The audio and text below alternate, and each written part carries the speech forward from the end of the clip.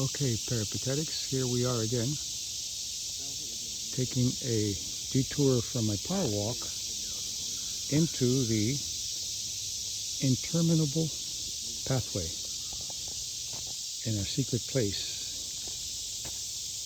somewhere in the contemplative forest. Here is where I bring up these topics for you to discuss and for you to ponder. We have our favorite bench here, so you can see. You can sit there comfortably and begin to look at the still water and the beautiful forest. And today I'm going to be talking about the restraints and the problems with social constructivism. It's worse than a virus. What it does is it assumes that we're just socially constructed and that biology has very little to do with things. And what happens then is you begin to look at labels, socially constructed labels that are imposed on biology and are imposed on logic.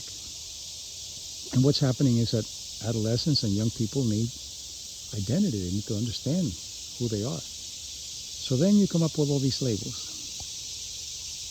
And you confuse then, again, biology. For example, there are only two genders, only two biological genders, male and female.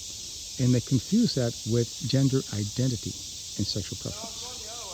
So what they do then is you can say, well, there's 72 genders because I am this, I am that. No, there are only two biological genders. You can fantasize that there are more, but your body doesn't change. Even when you have transsexual surgery, your body doesn't change. The plumbing changes, but not your body and the way you were made. So is that criticizing the labels? It's criticizing the stupidity of the people that tell you that that is a reality. You can be whatever you want, but the real way to identify yourself is with your character. Whether you're gay, or straight, or trans, or bi, or whatever label you want to call yourself.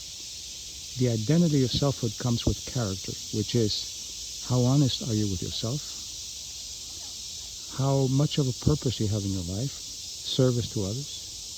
Compassion, empathy, a sense of justice, a sense of fairness, the ability to admire without envy, the capacity to be able to admit when you're wrong, and respecting other people independent of who they are. That's who you are.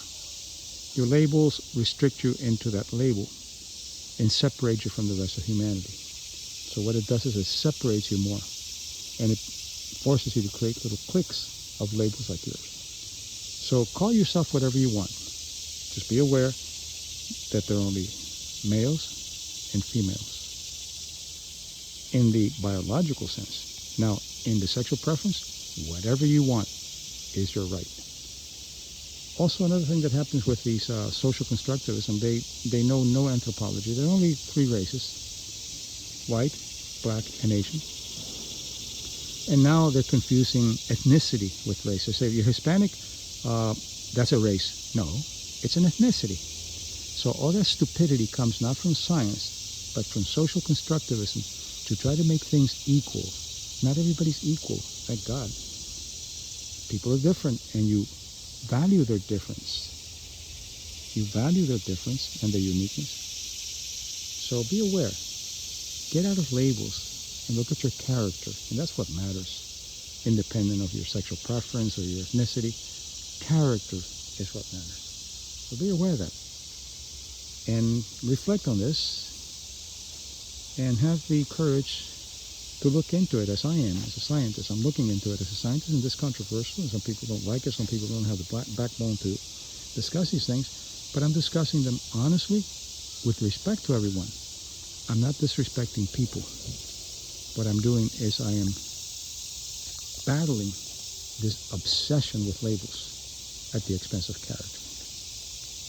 So, be aware, be whatever you want with good character. Enjoy.